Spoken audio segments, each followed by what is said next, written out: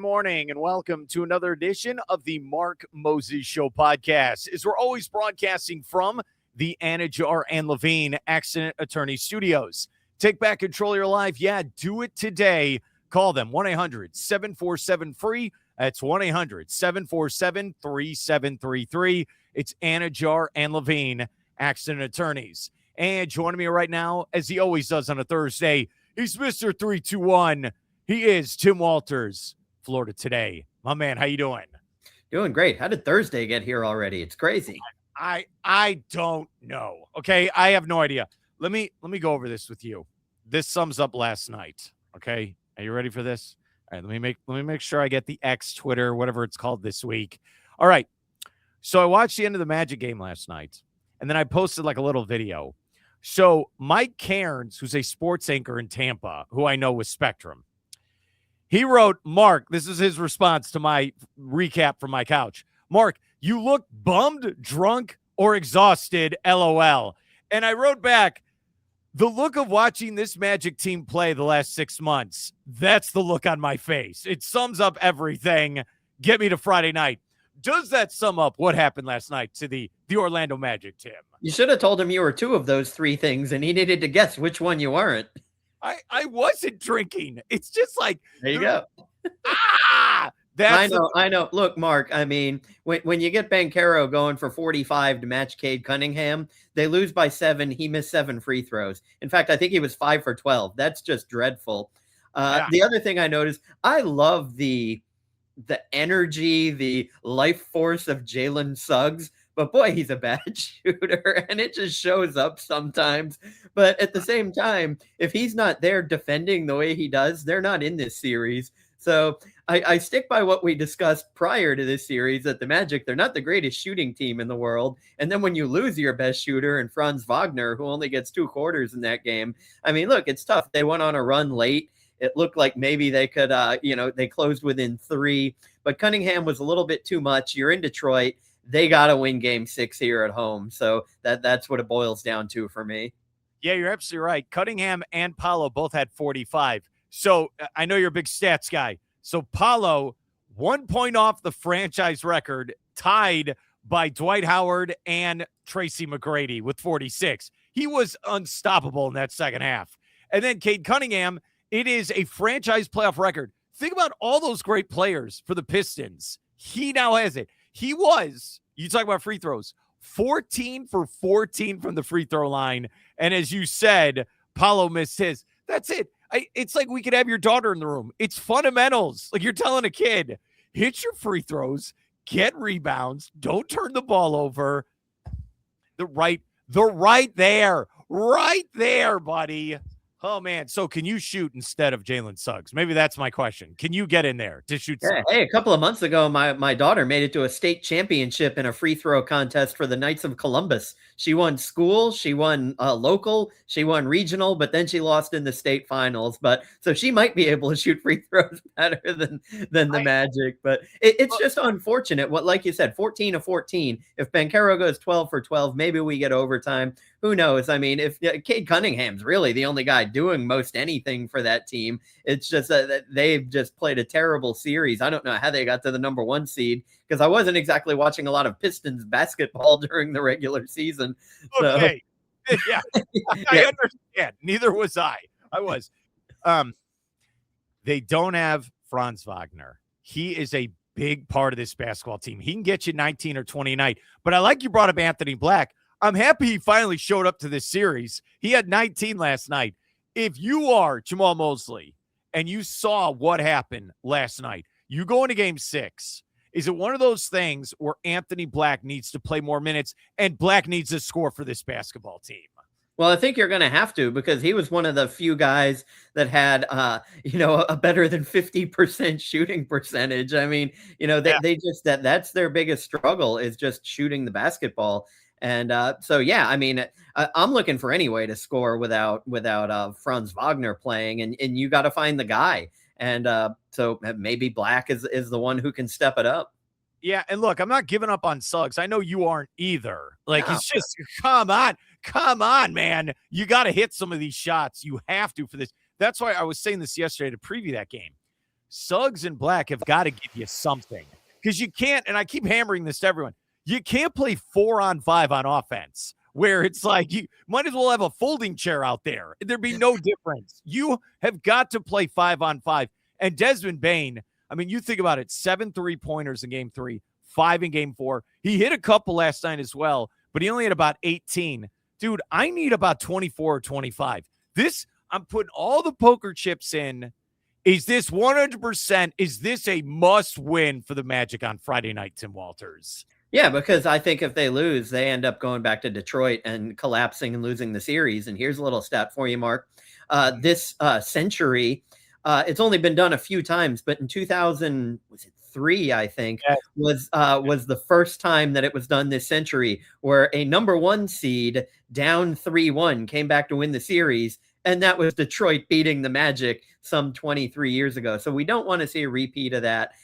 You got to win this next one at home. You have to figure out what you got to, and you got to hit your free throws, because it's not just Banchero. Kane, what was he, 3 of 7? So, between them, you're missing 11 free throws between 2 guys. I mean, and so Desmond Bane, you're right. With Wagner out, he's going to have to step it up. He's going to have to be confident and hit the shots. That's why you went and traded 87 first-round draft picks for him. He needs to be your guy that comes in and does it along with Banchero, because Banchero, you can't expect 45, 50 points a night out of him, especially because he's not necessarily the greatest shooter in the world. But last night, like I said, he was unstoppable. But, that doesn't mean he's a guy that's going to sit there and bang in, 6 3-pointers in game 6 or something like that. All right, here's what I'm doing. I'm going to start, this is my starting 5.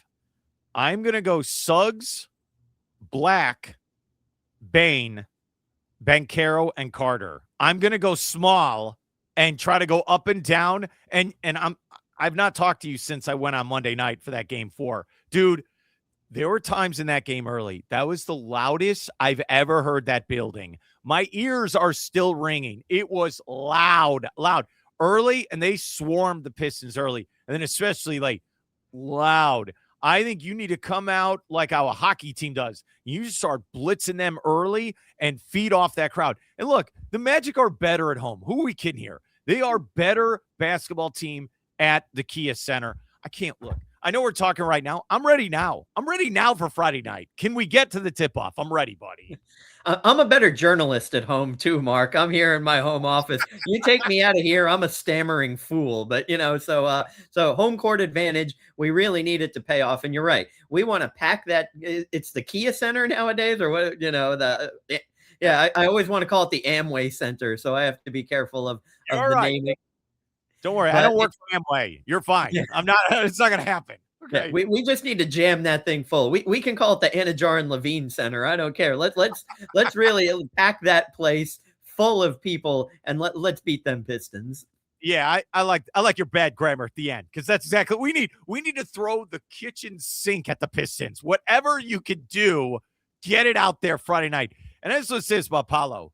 Dude, he was on fire, if I'm going to talk NBA Jam style. On fire in that second half. He was hitting everything. And the whole crowd's like, what is happening? He kept scoring inside and out. I've only done that in NBA Jam. I played basketball. I think the high I ever got was maybe 26, 27 points in a game. He had 45 on the road in a playoff game. Dude, he is big. What do you need from him Friday night? Do you need another 45-point performance, or realistically, what do you need from Paolo Friday?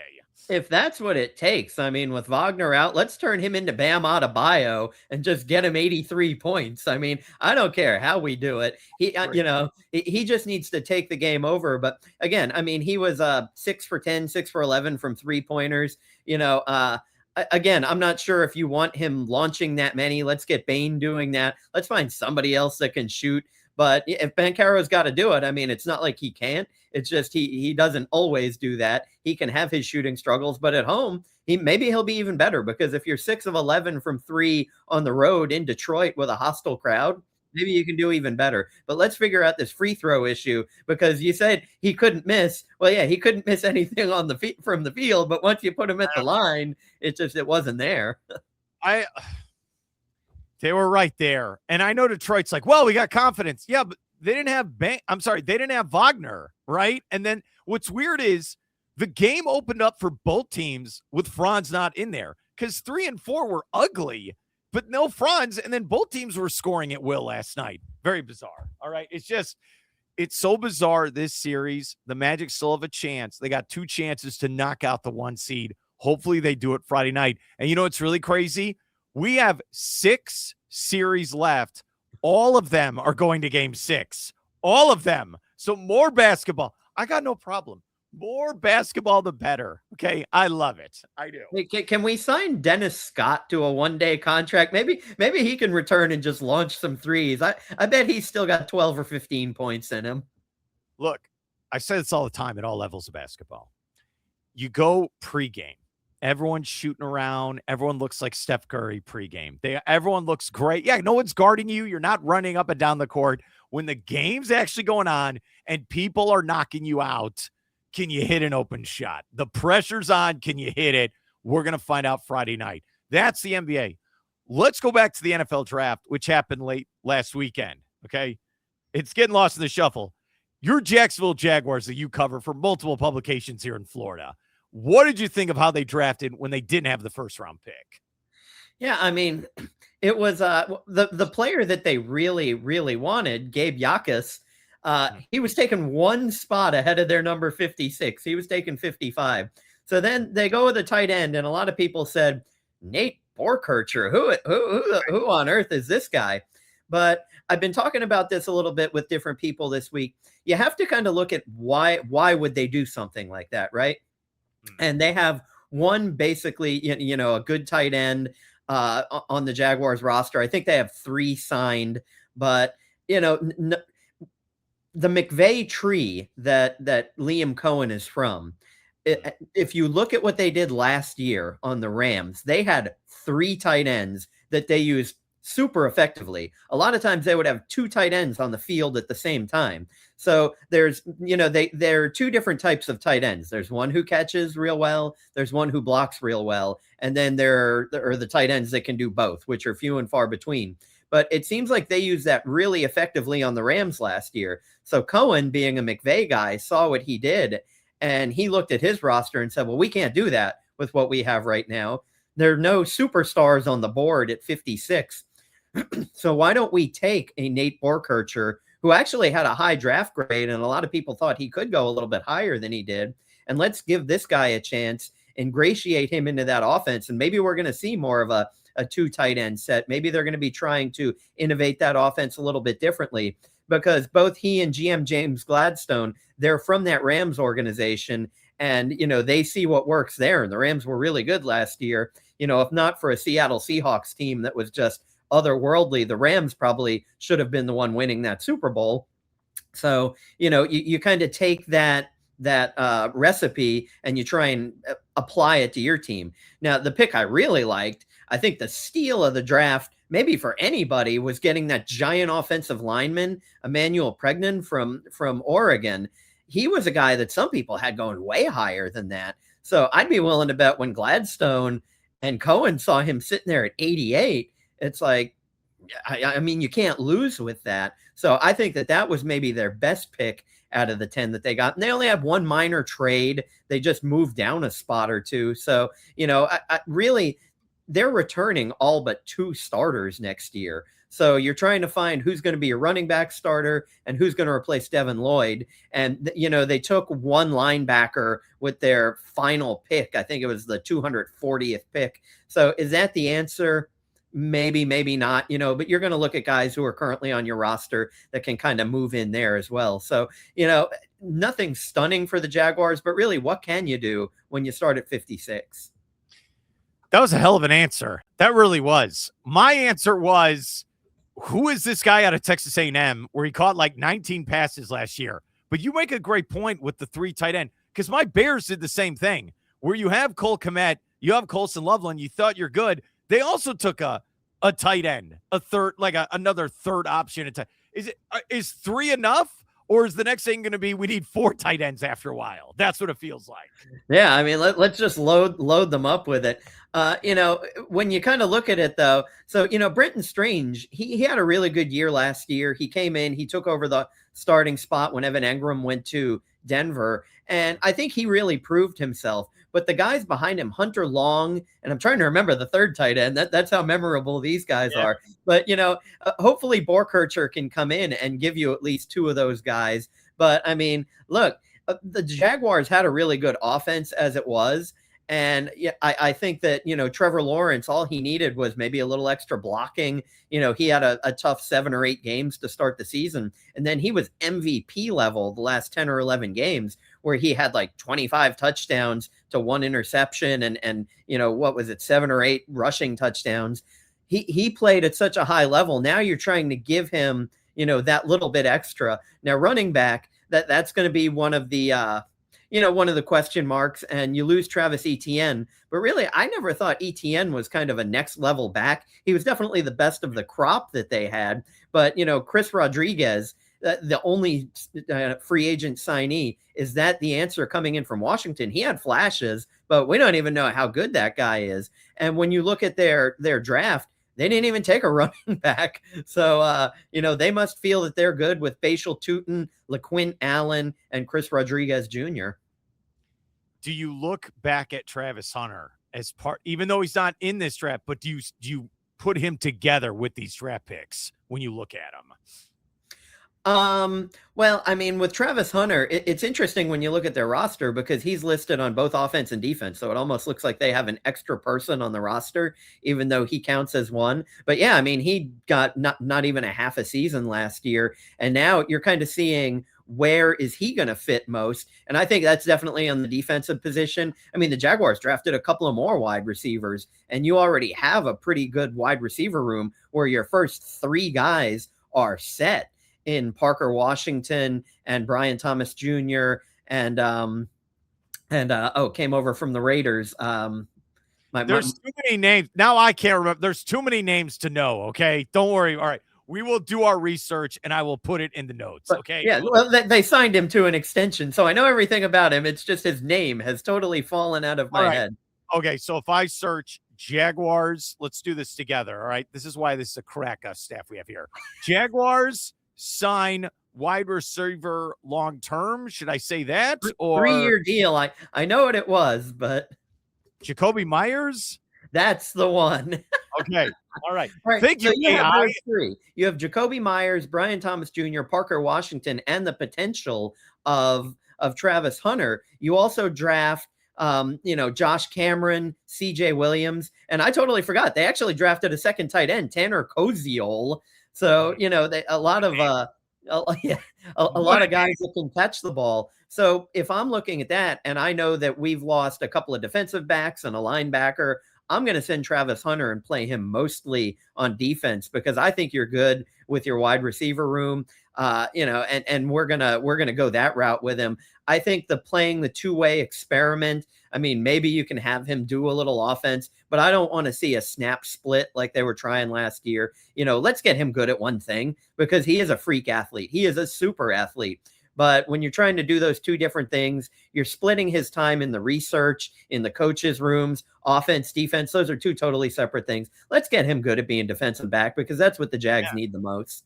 Yeah, you gave up 2 first-round picks for him. He's got to be on the field and help this team win football games. It's funny you say he's a great athlete.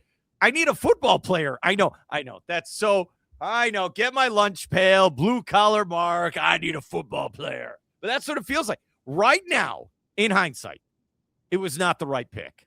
I'm just going there. Right now, it wasn't. Now I hope he proves me wrong. I hope he has a stellar year for the Jaguars. But right now, they should have taken someone else in that draft. That's how I look at it. I mean, they're in win now mode, right? Like Super Bowl contender now. So he better be on the field for this team.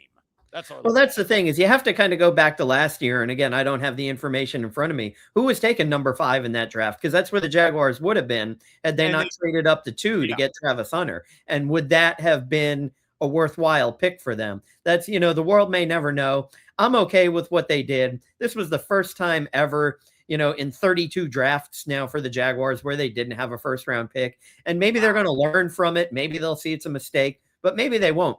I don't want to sell on Travis Hunter this soon.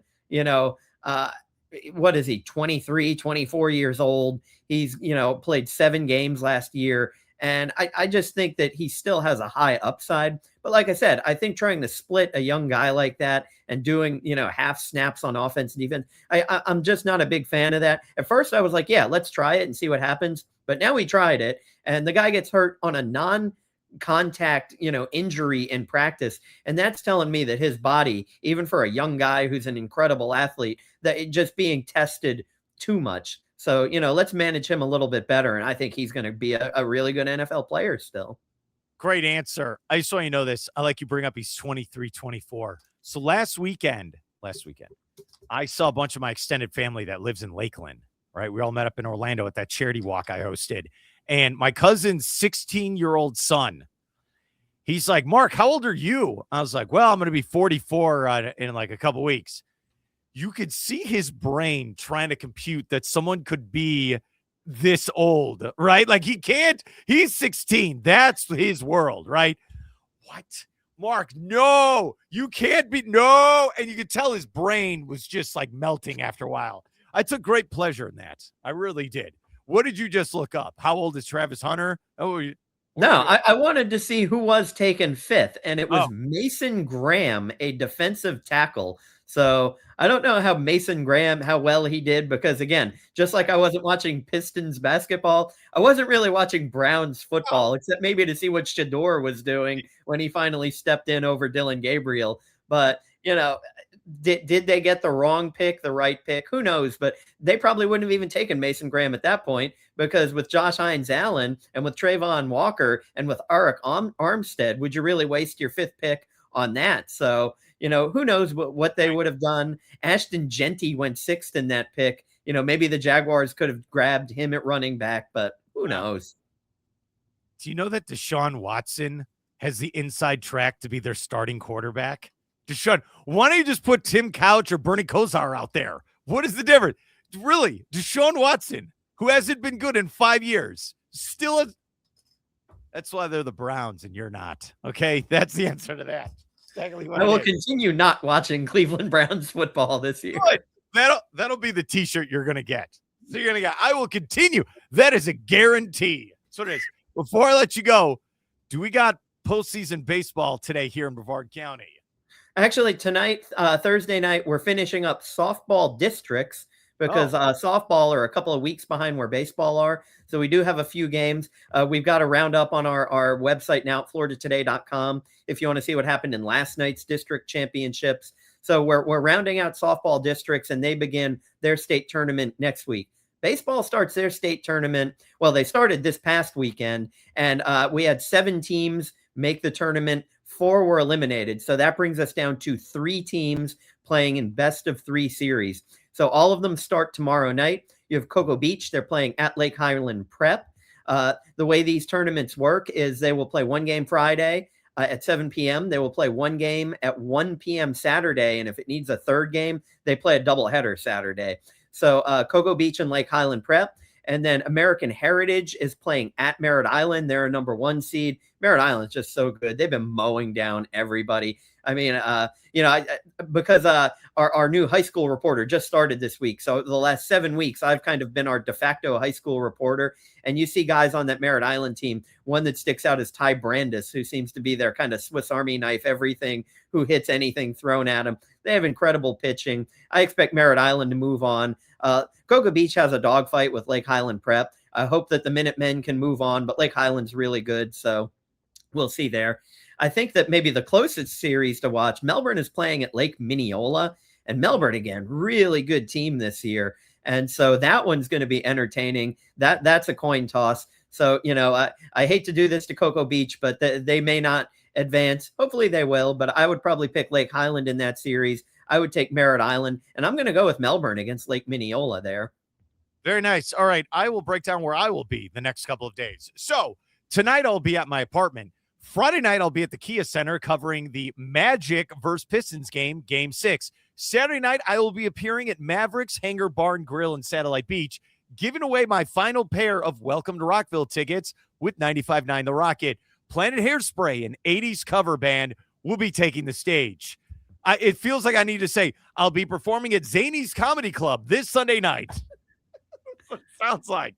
Where will you be performing? I wish I had as cool a life as you. Tonight, I'm going to be at the second night of soccer tryouts for my daughter because Space Coast United is holding their tryouts. Tomorrow night, I will be at goalkeeper practice where my daughter meets with the Obi-Wan Kenobi of goalkeepers. He's based in Orlando. He's from Liverpool, and he has just a divine English accent. And that is her mentor. And then I'm going to scurry home to watch probably the second half of the Magic game. You're going to scurry home. That's your scurry home. Yes. Doing the speed limit, of course. Local Brevard County sheriffs, don't be looking for my piece of crap 2015 Ford Escape. Oh, come on. And look, I can never compete with these British guys. They always got great haircuts. Their accents make women go crazy. Me, I talk like a Muppet. I can't compete with those guys. Okay, I can't. Tim Walters, Florida Today newspaper. Have a great day, and I'll talk to you later, all right? All right, this is what we call the Muppet Show.